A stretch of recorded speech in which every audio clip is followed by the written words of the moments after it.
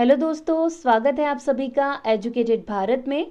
दोस्तों, आज की वीडियो में हम प्लासी का युद्ध, द बैटल ऑफ प्लासी, ये देखने वाले हैं। देखिए, इसमें हम देखेंगे इसका इंट्रोडक्शन, इसके बाद सिराजुद्दौला के संघर्ष, पूरा प्लासी का युद्ध और इससे रिलेटेड जितने भी एमसीक्यूज बने हैं वो भी हम वीडियो के लास्ट में देखने वाले हैं। इसीलिए प्लीज़ वीडियो को एंड तक ज़रूर देखिएगा क्योंकि बहुत इंपॉर्टेंट वीडियो है। यहाँ पर आपका पूरा प्लासी का युद्ध कंप्लीट हो जाएगा, एक ही वीडियो में आपको सारी जानकारी मिल जाएगी। इसीलिए प्लीज़ वीडियो को पूरा ज़रूर देखिएगा। अगर अभी तक चैनल को सब्सक्राइब नहीं किया है तो प्लीज़ चैनल को सब्सक्राइब ज़रूर कर लीजिए और बेल आइकन ज़रूर प्रेस करिए ताकि आगे भी आपको ऐसे ही इंपॉर्टेंट वीडियोस मिल सके। वीडियो पसंद आए तो लाइक ज़रूर करिए और प्लीज़ इसे ज़्यादा से ज़्यादा शेयर कर दीजिए। चलिए स्टार्ट करते हैं हम। तो सबसे पहले परिचय में देखते हैं। प्लासी का युद्ध, the battle of Plassey, Bengal के नवाब सिराजुद्दौला और ईस्ट इंडिया कंपनी के संघर्ष का परिणाम था। अब देखिए, यहाँ से एक क्वेश्चन क्या निकलता है कि प्लासी का युद्ध किस किस के बीच हुआ है। तो हमने यहाँ पर पढ़ा कि बंगाल के नवाब सिराजुद्दौला और ईस्ट इंडिया कंपनी के संघर्ष का परिणाम था क्या? प्लासी का युद्ध। ठीक है, तो अपन को एक क्वेश्चन यहाँ से मिल गया। इसके बाद आगे बढ़ते हैं। इस युद्ध के अत्यंत महत्वपूर्ण तथा स्थायी परिणाम निकले। 1757 में हुआ प्लासी का युद्ध ऐसा युद्ध था जिसने भारत में अंग्रेजों की सत्ता की स्थापना कर दी। अब देखिए, क्वेश्चन क्या पूछा जाता है। एक तो ईयर पूछा जाता है कि प्लासी का युद्ध कब हुआ था, तो 1757 में। एक क्वेश्चन ये कंप्लीट हो जाता है। फिर आगे कहा गया है कि ऐसा युद्ध था जिसने भारत में अंग्रेजों की सत्ता की स्थापना की। तो देखिए, क्वेश्चन क्या पूछा जाता है, ऐसा कौन सा युद्ध है जिसने भारत में सबसे पहले अंग्रेजों की सत्ता की स्थापना की। तो सही आंसर क्या हो जाता है? प्लासी का युद्ध। ठीक है, अगर ये पूछा जाए कि वास्तविक सत्ता की स्थापना अंग्रेजों की कौन से युद्ध से हुई है, तो सही आंसर बक्सर का युद्ध हो जाता है। लेकिन अगर आपसे प्रारंभ पूछा जाए तो सही आंसर क्या हो जाएगा? प्लासी का युद्ध। चलिए आगे देखते हैं। बंगाल की तत्कालीन स्थिति और अंग्रेजी स्वार्थ ने ईस्ट इंडिया कंपनी को बंगाल की राजनीति में हस्तक्षेप करने का अवसर प्रदान किया। ठीक है, आगे देखते हैं। अली वर्दी खां, जो पहले बिहार का नायाब निजाम था, ने औरंगजेब की मृत्यु के बाद आई राजनीतिक उठापटक का भरपूर लाभ उठाया। देखिए, अब क्या पूछे बोला है, अली वर्दी खां जो पहले बिहार का नायाब निजाम था। क्वेश्चन क्या पूछा जाता है कि जो अली वर्दी खां था वो पहले कहाँ का निजाम था। तो सही आंसर क्या हो जाएगा? वो पहले बिहार का निजाम था और औरंगजेब की मृत्यु के बाद आई राजनीतिक उठापटक का भरपूर लाभ उठाया अली वर्दी खां ने। उसने अपनी शक्ति बहुत बढ़ा ली। वह एक महत्वाकांक्षी व्यक्ति था। उसने बंगाल के तत्कालीन नवाब सरफराज को युद्ध में हराकर मार डाला और स्वयं नवाब बन गया। अब क्वेश्चन क्या पूछा जाता है कि बंगाल के किस नवाब को हराया था युद्ध में अली वर्दी खां ने। तो सही आंसर क्या हो जाएगा? सरफराज खां को हराया था अली वर्दी खां ने युद्ध में और स्वयं बंगाल का नवाब बन गया था। पहले वो कहाँ का नायाब निजाम था? तो बिहार का था। फिर वो नवाब कहाँ का बना? तो सही आंसर हो जाएगा बंगाल का। चलिए आगे देखते हैं। 9 अप्रैल को अली वर्दी खां की मृत्यु हो गई। अली वर्दी खां की अपनी कोई संतान नहीं थी, इसलिए उसकी मृत्यु के बाद अगला नवाब कौन होगा, ये हमेशा क्वेश्चन रहा कि उसकी डेथ के बाद कौन होगा जो अगला नवाब बनेगा। इसके लिए कुछ लोगों में उत्तराधिकार के लिए षड्यंत्र होना शुरू हो गए, पर अली वर्दी ने अपने जीवन काल में ही अपनी सबसे छोटी बेटी के पुत्र सिराजुद्दौला को उत्तराधिकारी मनोनीत कर दिया था। अंततः वही हुआ, सिराजुद्दौला बंगाल का नवाब बना। क्वेश्चन क्या पूछा जाता है कि अली वर्दी खां के बाद कौन बंगाल का नवाब बना? तो उसकी छोटी बेटी का जो पुत्र था सिराजुद्दौला, वो बंगाल का नवाब बना था। आगे देखते हैं अब हम सिराजुद्दौला के बारे में। देखिए, सिराजुद्दौला भले ही नवाब बन गया पर उसे कई विरोधियों का सामना करना पड़ा, क्योंकि कई लोग उस गद्दी को चाहते थे, इसलिए कई सारे विरोधियों का सामना करना पड़ा सिराजुद्दौला को। उसकी सबसे बड़ी विरोधी और प्रतिद्वंदी उसके परिवार से ही थी। वह थी उसकी मौसी। उसकी मौसी का नाम घसीटी बेगम था। देखिए, कई बार पूछा जाता है कि घसीटी बेगम का संबंध किससे था। तो घसीटी बेगम का संबंध सिराजुद्दौला से था, जो उसकी सौतेली मौसी थी। आगे देखते हैं, घसीटी बेगम का पुत्र शौकतगंज जो स्वयं पूर्णिया बिहार का शासक था, उसने अपने दीवान अमीन चंद्र और मित्र जगत सेठ के साथ सिराजुद्दौला को परास्त करने का सपना देखा था, मगर सिराजुद्दौला पहले से ही सावधान हो चुका था। उसने सबसे पहले घसीटी बेगम को कैद किया और उसका सारा धन जब्त कर लिया।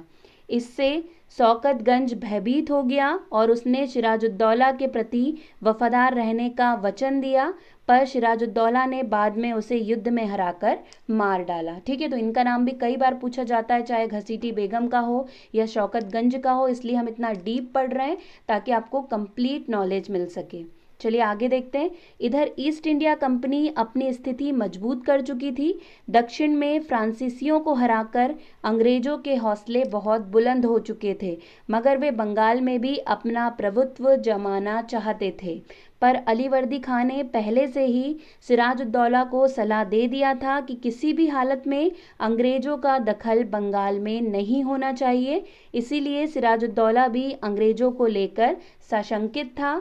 चलिए आगे देखते हैं।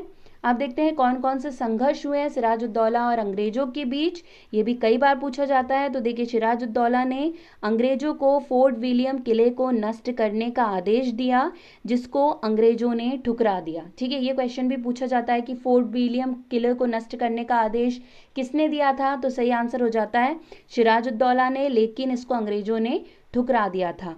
गुस्साए नवाब ने मई 1756 में आक्रमण कर दिया और 20 जून 1756 में कासिम बाजार पर नवाब का अधिकार हो गया था। इसके बाद क्या हुआ, उसके बाद सिराजुद्दौला ने फोर्ट विलियम पर भी अधिकार कर लिया। अधिकार होने के पहले ही अंग्रेज गवर्नर ड्रैक ने अपनी पत्नी और बच्चों के साथ भागकर फुल्टा नामक एक द्वीप में शरण ले ली थी। कलकत्ता, आगे देखते हैं, आगे है कलकत्ता में बची कुची अंग्रेजों की सेना को आत्मसमर्पण करना पड़ा। अनेक अंग्रेजों को बंदी बनाकर और मानिक चंद के जिम्मे कलकत्ता का भार सौंपकर नवाब अपनी राजधानी मुर्शिदाबाद लौट गया। ठीक है, यहाँ से ये पूछा जाता है कि अंग्रेजों को बंदी बनाने के बाद कलकत्ता का भार उसने किस पे सौंपा था, तो मानिक चंद के जिम्मे सौंप कर वो अपनी राजधानी मुर्शिदाबाद लौट गया था। ठीक है, अब ये पूछा जाता है कि सिराजुद्दौला की राजधानी क्या थी, तो सही आंसर हो जाएगा मुर्शिदाबाद। चलिए आगे देखते हैं। ऐसी ही परिस्थिति में काली कोठरी की दुर्घटना, द ब्लैक हॉल ट्रेजेडी, ये बहुत ज़्यादा ब्लैक हॉल ट्रेजेडी बहुत ज़्यादा पूछी जाती है। काल कोठरी की जो दुर्घटना है, जिसमें अंग्रेजों और बंगाल के नवाब के संबंध को और भी कटु बना दिया था। देखिए, कहा जाता है कि 20 जून 1756 को ये घटना घटी थी। इसमें 146 अंग्रेज, जिनमें उनकी स्त्रियां और बच्चे भी थे, को फोर्ट विलियम की एक कोठरी में बंद कर दिया गया था, जिसमें दम घुटने से कई लोगों की मौत हो गई थी। ठीक है, तो इसमें टोटल 123 की डेथ हो गई थी और सिर्फ 23 ही वापस बचे थे, और इन्हीं में से एक बचा हुआ था जिसका नाम था हालवेल। हालवेल ने ही बाहर आकर ये सारी घटना की बातें बताई थी कि कैसे ये घटना हुई, कैसे 146 अंग्रेज को अंदर बंद किया गया था, उनमें से 123 की डेथ हो गई और सिर्फ 23 बचे थे। ये सारी घटना का हाल सुनाया था हालवेल ने। आगे देखते हैं। जब इस घटना की खबर मद्रास पहुंची तो अंग्रेज बहुत गुस्से में आ गए और उन्होंने सिराजुद्दौला से बदला लेने की ठान ली। शीघ्र ही मद्रास में क्लाइव, लॉर्ड क्लाइव और वाटसन थल सेना लेकर कलकत्ता की ओर बढ़े और नवाब के अधिकारियों को रिश्वत देकर अपने पक्ष में कर लिया। परिणाम स्वरूप मानिक चंद ने बिना किसी प्रतिरोध के कलकत्ता अंग्रेजों को सौंप दी। बाद में अंग्रेजों ने हुगली पर भी अधिकार कर लिया। ऐसी स्थिति में बाध्य होकर नवाब को अंग्रेजों से समझौता करना पड़ा। चलिए आगे देखते हैं। देखिए, अब समझौता हुआ तो समझौता में कौन सी संधि हुई, तो अलीनगर की संधि। 9 फरवरी 1757 को क्लाइव ने नवाब के साथ एक संधि, जैसे अलीनगर की संधि की, जिसके अनुसार मुगल सम्राट द्वारा अंग्रेजों को दी गई सारी सुविधाएं वापस मिलनी चाहिए थी। ऐसा था इस संधि के अंदर। नवाब को लाचार होकर अंग्रेजों को सारी जब्त फैक्ट्रियां और संपत्तियां लौटाने के लिए बाध्य होना पड़ा। कंपनी को नवाब की तरफ से हर्जाने की रकम भी मिली। नवाब अंदर ही अंदर बहुत अपमानित महसूस कर रहा था, क्योंकि लेकिन फिर भी उसको ये संधि करनी पड़ी। तो पूछा जाता है अलीनगर की संधि किसके बीच हुई, तो रॉबर्ट क्लाइव और सिराजुद्दौला के बीच ये संधि हुई थी। अलीनगर की संधि कब हुई थी, 9 फरवरी 1757 को हुई थी। चलिए आगे देखते हैं। अब बारी आती है प्लासी के युद्ध की। अंग्रेज इस संधि से भी संतुष्ट नहीं हुए। वे सिराजुद्दौला को गद्दी से हटाकर किसी वफादार नवाब को बिठाना चाहते थे, जो उनके कहे अनुसार काम करे और उनके काम में रोड़ा ना डाले। ऐसा चाहते थे अंग्रेज। तो क्लाइव ने नवाब के खिलाफ षड्यंत्र करना शुरू कर दिया। उसने मीर जाफर से एक गुप्त संधि की और उसे नवाब बनाने का लोभ दिया। ठीक है, आगे देखते हैं क्या हुआ फिर। इसके बाद मीर जाफर ने अंग्रेजों को कासिम बाजार, ढाका और कलकत्ता की किलेबंदी करने, 1 करोड़ रुपए देने और उसकी सेना का व्यय सहन करने का आश्वासन दिया। इस षड्यंत्र में जगत सेठ, राय दुर्लभ और अमी चंद भी अंग्रेजों से जुड़ गए। ठीक है, ये भी आपको याद रखना है क्योंकि बहुत इंपॉर्टेंट है। अब क्लाइव ने नवाब पर अलीनगर की संधि भंग करने का आरोप लगाया। इस समय नवाब की स्थिति अत्यंत दयनीय थी। नेक्स्ट देखते हैं। दरबारी षड्यंत्र और अहमद शाह अब्दाली के आक्रमण से उत्पन्न खतरे की स्थिति ने उसे और भी भयभीत कर दिया था। उसने मीर जाफर को अपनी तरफ करने की कोशिश की, पर वो इसमें भी असफल रहा था। तो ये एक पूरी सोची समझी साजिश चल रही थी। नवाब की कमजोरी को भांपकर क्लाइव ने सेना के साथ प्रस्थान किया। नवाब भी राजधानी छोड़कर आगे बढ़ा और 23 जून 1757 को प्लासी के मैदान में दोनों सेनाओं के बीच मुठभेड़ हुई। अब पूछा जाता है कब हुआ है प्लासी का युद्ध, तो 23 जून 1757। ये डेट आपको बहुत अच्छे तरीके से याद रखनी है। यह युद्ध नाम मात्र का युद्ध था। नवाब की सेना के एक बड़े भाग ने युद्ध में हिस्सा नहीं लिया। आंतरिक कमजोरी के बावजूद सिराजुद्दौला की सेना, जिसका नेतृत्व मीर मदान और मोहन लाल कर रहे थे, ने अंग्रेजों की सेना का डटकर सामना किया। अब देखिए जो मीर मदान और मोहन लाल है, इनका नाम बहुत ज़्यादा पूछा जाता है एग्जाम में कि ये किसकी तरफ से थे, तो सिराजुद्दौला की तरफ से ये दोनों लड़े थे और ये बहुत ही बहादुरी के साथ लड़े थे, इसलिए इनका नाम बहुत ज़्यादा प्रसिद्ध है और कई बार पूछा जाता है। परंतु मीर जाफर के विश्वासघात के कारण सिराजुद्दौला को हारना पड़ा। वह जान बचाकर भागा, परंतु मीर जाफर के पुत्र मीरन ने उसे पकड़वाकर मार डाला। पूछा जाता है कि सिराजुद्दौला को किसने मारा, तो मीर जाफर के पुत्र मीरन ने उसे पकड़ाकर मार डाला था। ठीक है, नेक्स्ट। अब देखिए युद्ध के परिणाम क्या क्या रहे ये भी देख लेते हैं। प्लासी के युद्ध के परिणाम अत्यंत ही व्यापक और स्थायी निकले। इसका प्रभाव कंपनी, बंगाल और भारतीय इतिहास पर पड़ा। सबसे पहले तो मीर जाफर को क्लाइव ने बंगाल का नवाब घोषित कर दिया। उसने कंपनी और क्लाइव को बेशुमार धन दिया और संधि के अनुसार अंग्रेजों को कई सारी सुविधाएं मिली। ये सब कब हो रहा है, ये सब परिणाम है युद्ध के। फिर बंगाल की गद्दी पर एक ऐसा नवाब आ गया जो अंग्रेजों के हाथों की कठपुतली था। कौन था वो था मीर जाफर। आगे देखते हैं। प्लासी के युद्ध ने बंगाल की राजनीति पर अंग्रेजों का नियंत्रण कायम कर दिया। अंग्रेज अब व्यापारी से राजशक्ति के स्रोत बन गए। इनका नैतिक परिणाम भारतीयों पर बहुत ही बुरा पड़ा। एक व्यापारी कंपनी ने भारत आकर यहाँ से सबसे अमीर प्रांत के सूबेदार को अपमानित करके गद्दी से हटा दिया और मुगल सम्राट तमाशा देखते रह गए। इसके बाद आर्थिक दृष्टिकोण से भी अंग्रेजों ने बंगाल का शोषण करना शुरू कर दिया। इसी युद्ध से प्रेरणा लेकर क्लाइव ने आगे बंगाल में अंग्रेजी सत्ता स्थापित कर ली। देखिए बहुत कुछ हुआ था इस युद्ध के बाद। ये सारे कारण हैं, ये सारे परिणाम हैं जो युद्ध के बाद हुए हैं। बंगाल से प्राप्त धन के आधार पर अंग्रेजों ने दक्षिण में फ्रांसीसियों पर विजय प्राप्त कर ली थी। अब आगे देखते हैं। अब बारी है क्विज की। अगर आपने पूरा वीडियो देखा है तो आप बहुत आसानी से सारे क्वेश्चंस के आंसर दे पाएंगे। तो इसके आंसर आप लोगों को देना है। 3 सेकंड का समय दूंगी मैं आपको, जल्दी से इसके आंसर आप बता देना। सिर्फ 5 क्वेश्चन है जो बहुत इंपॉर्टेंट है, जो बार बार एग्जाम में पूछे गए हैं। काल कोठरी या ब्लैक होल की घटना जिसमें 146 में से 123 लोग एक छोटी कोठरी में बंद किए जाने के कारण मर गए थे, कहाँ घटी थी? मुर्शिदाबाद, ढाका, मुंगेर या कलकत्ता? आपको सही आंसर बताना है। इसका सही आंसर क्या हो जाएगा? जल्दी से कमेंट कर दीजिए सभी, जल्दी से बता दीजिए क्या सही आंसर है। कमेंट सभी कीजिएगा प्लीज़।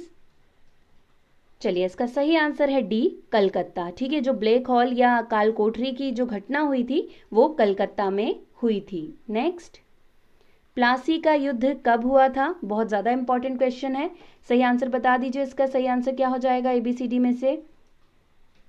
जल्दी से सभी कमेंट करके सही आंसर बता दीजिए क्या सही आंसर है। प्लासी का युद्ध कब हुआ था? अभी देखा है हमने। अगर आपने वीडियो पूरा देखा है आप आसानी से आंसर दे देंगे।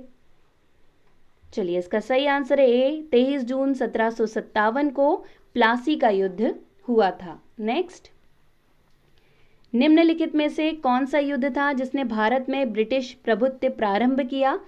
प्लासी का युद्ध, बक्सर का युद्ध, मैसूर की तीसरी लड़ाई या 1857 का विद्रोह? जल्दी से कमेंट करके बताइए सही आंसर क्या है। कौन सा ऐसा युद्ध है जिसने भारत में ब्रिटिश सत्ता का प्रारंभ किया? सही आंसर हो जाएगा ए, प्लासी का युद्ध।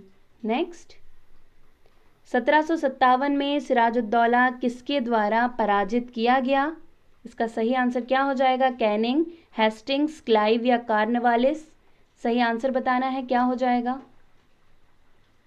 इसका सही आंसर हो जाएगा सी, रॉबर्ट क्लाइव। उस टाइम पे लॉर्ड या गवर्नर कौन थे? रॉबर्ट क्लाइव थे, और उन्हीं के द्वारा सिराजुद्दौला पराजित हुआ था। अब है लास्ट क्वेश्चन, अलीनगर की संधि कब हुई? बहुत ज़्यादा इंपॉर्टेंट क्वेश्चन है, जल्दी से बताइए। हम देख चुके हैं अभी अलीनगर की संधि। अगर आपने वीडियो पूरा देखा है तो आप सारे MCQs के आंसर दे देंगे। ये लास्ट क्वेश्चन है, जल्दी से बताइए सही आंसर। इसका सही आंसर हो जाएगा सी, 9 फरवरी 1757 को अलीनगर की संधि हुई थी। दोस्तों, यहीं पे हमारे पूरे क्वेश्चंस भी कंप्लीट होते हैं, वीडियो भी कंप्लीट होता है। आशा करती हूँ वीडियो आपको पसंद आया होगा। वीडियो पसंद आया हो तो लाइक ज़रूर कर दीजिएगा और प्लीज़ इसे ज़्यादा से ज़्यादा शेयर कर दीजिएगा। दोस्तों, अगर चैनल को सब्सक्राइब नहीं किया है तो प्लीज़ चैनल को सब्सक्राइब ज़रूर कीजिएगा, क्योंकि ऐसे ही वीडियो आपको डेली मिलते रहेंगे। आज के लिए बस इतना ही। अब आपसे मुलाकात होगी एक नए वीडियो के साथ। तब तक के लिए पढ़ते रहिए, आगे बढ़ते रहिए। जय हिंद, जय भारत।